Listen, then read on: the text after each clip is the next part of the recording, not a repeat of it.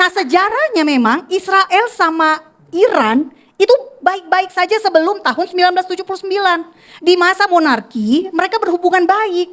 Problemnya adalah masa Khomeini, ya, pendiri Republik Islam Iran, Ayatollah Khomeini. Jadi inilah yang membuat adanya anti-Israel.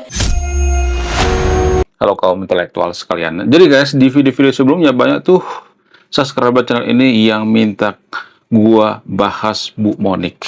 Banyak tuh yang merequest, apakah Bu Monik ini pengamat abal-abal atau tidak? Apakah dia bicara by data atau tidak? Apakah dia asal mangap atau tidak? Jadi di video ini saya tidak akan berpihak pada siapapun ya.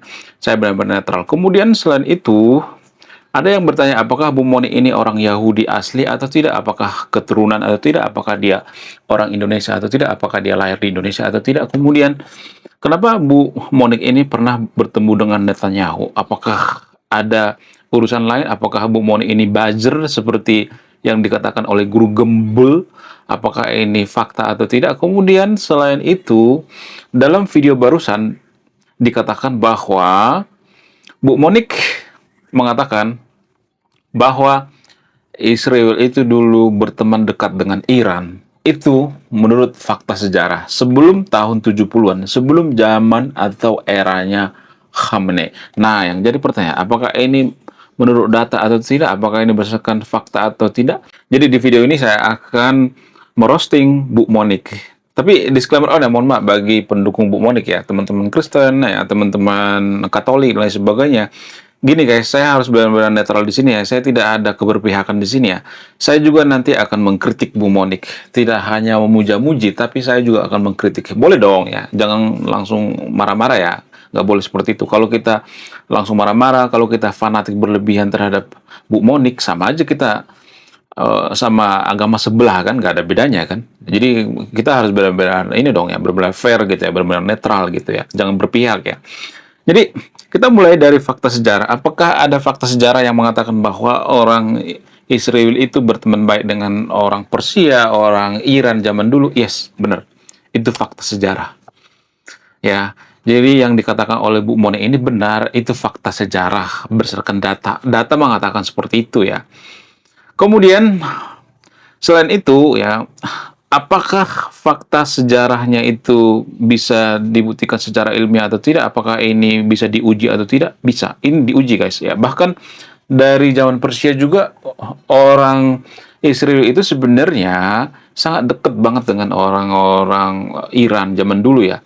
Itu pada saat zaman Zoroaster. Jadi perbedaannya itu ideologi ya. Jadi semenjak orang-orang Persia atau orang-orang Iran zaman sekarang ini berbeda ideologi, mereka menganut ideologi dari Arab, di situ perbedaan yang sangat signifikan.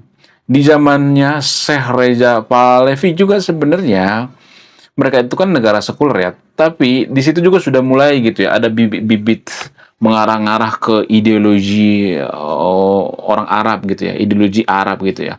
Jadi di situ perbedaan yang signifikan ya. Pada zaman dulu itu mereka menganut ideologi Zoroaster gitu ya. Mereka menganut ajaran Zoroaster. Apa sih ajaran Zoroaster itu? Ajaran Zoroaster itu mengajarkan tentang kebaikan, berbuat baik gitu ya, berucap baik. Ya mirip-mirip seperti budi pekerti lah di Konoha ya. Makanya saya nulis buku judulnya Budi Pekerti ya. Tolong di check out ya guys ya. Jadi ternyata ya ideologi itu sangat berpengaruh bagi kemajuan suatu bangsa. Kenapa Iran ini porak-poranda? Kenapa Iran sekarang ini hancur berantakan? Walaupun banyak yang mengatakan bahwa Iran itu negara superpower, negara kuat, tapi kita bicara by data. Guys, kita bicara by data. Mana data yang mengatakan bahwa Iran itu negara superpower? Mana datanya coba? Mana? Kalau misalnya ada yang mengatakan Iran punya nuklir, iya kita juga punya nuklir. Tapi permasalahannya yang menciptakan nuklir itu siapa? Ya, kita bisa nggak menciptakan nuklir gitu ya? Sebelum Amerika dulu menciptakan nuklir, yang menciptakan nuklir itu kan Oppenheimer, Albert Einstein, dan kawan-kawan. Itu kan orang Amerika, coy. Bukan orang Iran, gitu. Ya, jadi, kalau ada yang mengatakan bahwa Iran itu negara superpower, negara maju, mana datanya, gitu ya. Harus ada datanya. Kita bicara data ilmiah. Data ilmiah itu harus bisa dipertanggungjawabkan, bisa diuji berkala, gitu ya. bukan berdasarkan keyakinan, bukan berdasarkan menurut pemuka agama A, oh ya, menurut tetangga gue, menurut kucing gue, enggak seperti itu. Karena kucing Anda itu bukan peneliti ya, tetangga lu itu bukan peneliti ya. Jadi harus berdasarkan penelitian. Ya, jadi menurut data ya, negara superpower itu ya Amerika, ya. Kemudian negara maju itu seperti Norwegia, Finlandia, Amerika, ya, Singapura, Jepang, itu menurut data. Ya, ya. Kalau misalnya mengatakan orang Qatar, Dubai itu juga negara maju gitu ya, itu bukan termasuk negara maju, itu negara kaya. Ya, jadi harus bisa dibedain mana negara maju, mana negara kaya. Negara maju itu biasanya mereka maju secara SDM ya.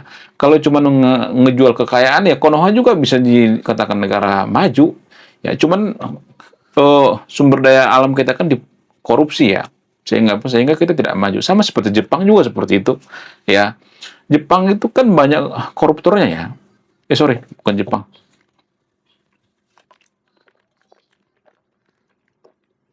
Tek.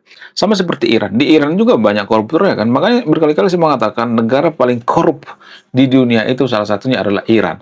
Jadi kita itu sebenarnya mati-matian membela koruptor, membela negara paling korup, membela pemimpin paling korup.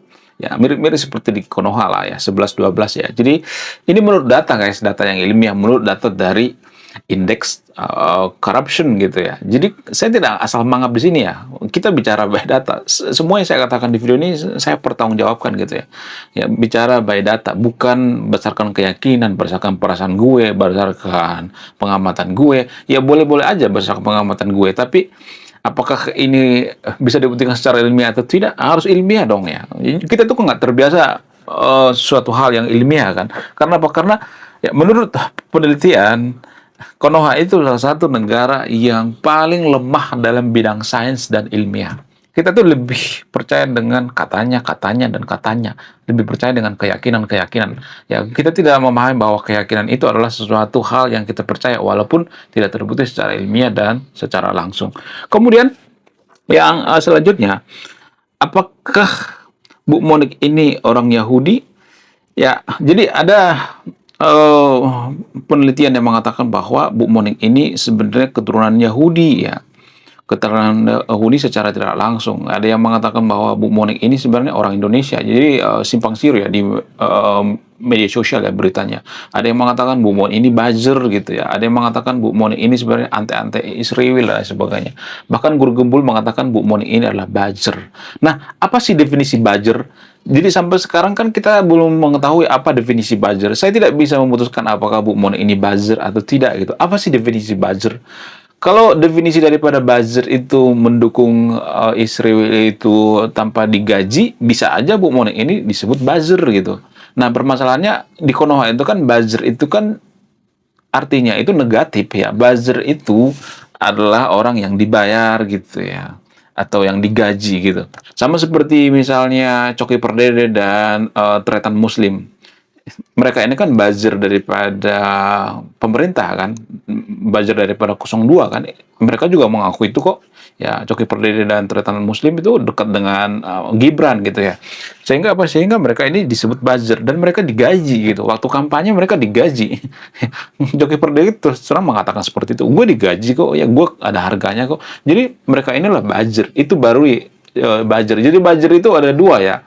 Ya, karena definisi daripada buzzer itu kita kan masih simpang siur ya. Kalau definisi daripada buzzer itu dibayar, Bu Monik ini bukan dikatakan buzzer gitu ya. Tergantung definisi gitu ya. Tergantung sudut pandang. Kalau benci dengan Bu Monik maka dikatakan bahwa Bu Monik ini buzzer gitu. Kalau kalau pendukung Bu Monik ya, maka Bu Monik ini dikatakan bukan buzzer gitu. Jadi tergantung perspektif ya. Jadi saya tidak berpihak di videonya. Anda yang menyimpulkan ya. Kemudian selain itu ya, apakah yang dikatakan Bu Monik ini semuanya benar? Apakah semua fakta atau tidak? Apakah ada juga yang tidak benar? Jadi di video sebelumnya, Bu Monik mengatakan ya video fakta Israel kemarin ya, kalau nggak salah ya. Jadi Bu Monik mengatakan yang disasar oleh militer Israel itu adalah pangkalan militer Iran gitu ya. Instalasi militer Iran. Masyarakat sipil nggak disasar.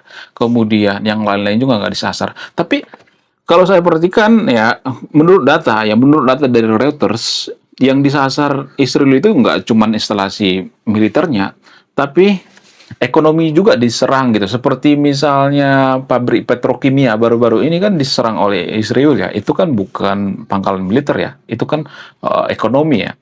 Jadi saya tetap mengkritik Bu Monik ya, bukan gini guys, saya hormat dengan Bu Monik, tapi saya tetap mengkritik gitu, karena manusia itu nggak ada yang sempurna. Saya juga sering dikritik kok, saya sering dikata-katain kok, nggak jadi masalah gitu. Artinya saya harus benar-benar netral di sini, saya tidak akan berpihak pada siapapun ya. Bu Monik juga kadang-kadang datanya bisa keliru juga gitu ya. Itu kan namanya manusiawi ya, asal jangan terlalu sering. Cuma permasalahannya Bu Monik ini nggak terlalu sering.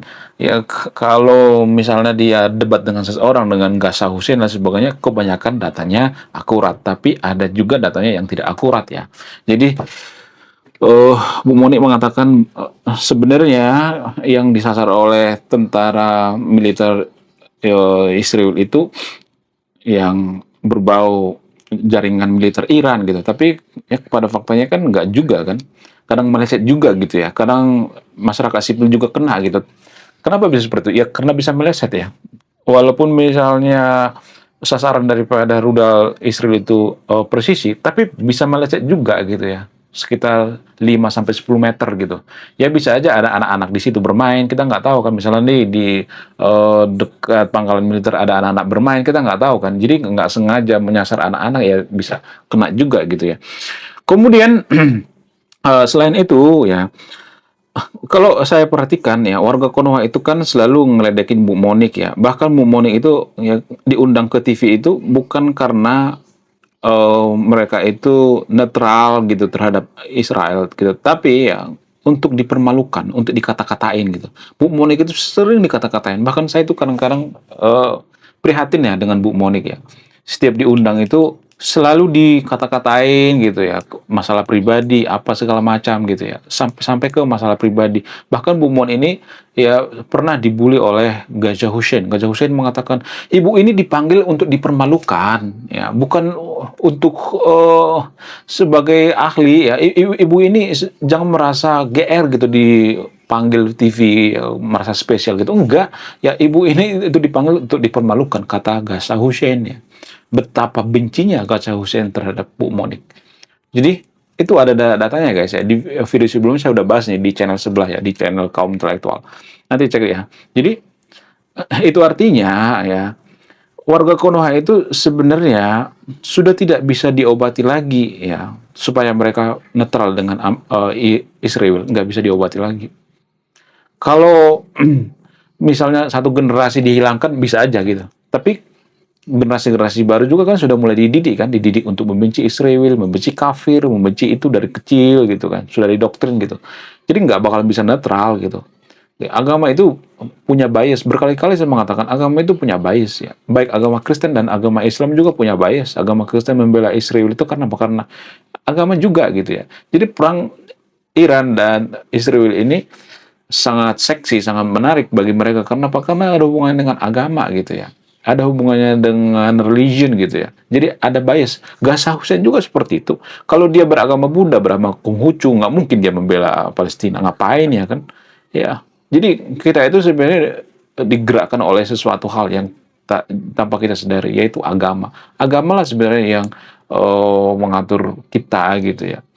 Jadi seseorang itu bisa sangat-sangat kecewa kalau Iran dihancurkan, ya, Palestina dihancurkan. Padahal kita kan nggak ada hubungan dengan Palestina. Sama halnya dengan Israel. Israel dihancurkan itu bisa aja kita sangat kecewa gitu ya. Sangat sangat sakit hati gitu. Padahal kita nggak ada hubungan dengan Israel. Karena apa? Karena kita menganut yang namanya Tuhan personal.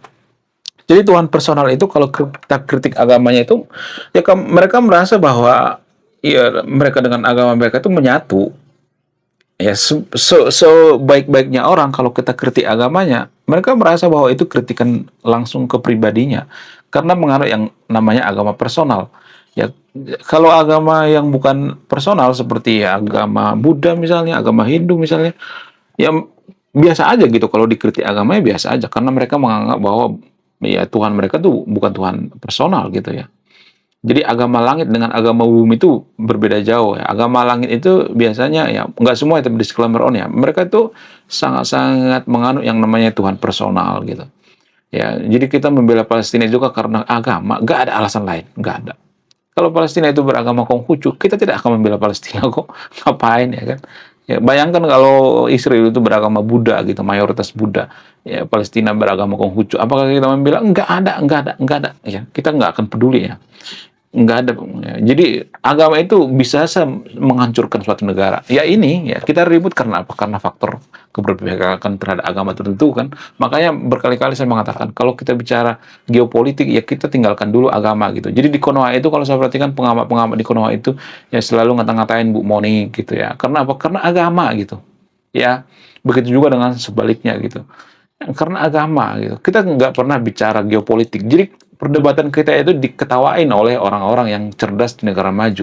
Ya, bahkan Gaza Hussein mengatakan, Ibu Monik ini diketawain. Sebenarnya yang diketawain itu bukan Bu Monik ya. Gaza Hussein juga diketawain gitu. Semua pengamat di Konoha itu diketawain gitu. Ya kalau kita benar-benar berpikir rasional gitu, berpikir maju gitu. Tapi kan kita kan salah satu negara paling lemah dalam sains dan ilmiah. Kalau kita bicara secara ilmiah, kita tuh ngapain bahas Palestina, ngapain bahas Israel? Ya, kalau dari sudut pandang geopolitik ya, ngapain gitu? Ya, nggak ada untungnya gitu ya. Lebih baik kita berpihak pada Amerika. Kenapa kita berpihak pada Amerika? Ya sama seperti polisi daripada Arab Saudi, karena itu menguntungkan.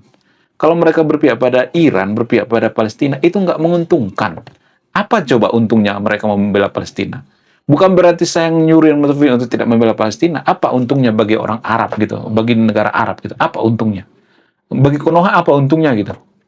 Ya, mohon maaf ya, ini agak terdengar kasar ya. Tapi dalam dunia politik itu ya seperti itu. Nggak boleh ada unsur seiman, nggak enakan gitu. Nggak ada ya.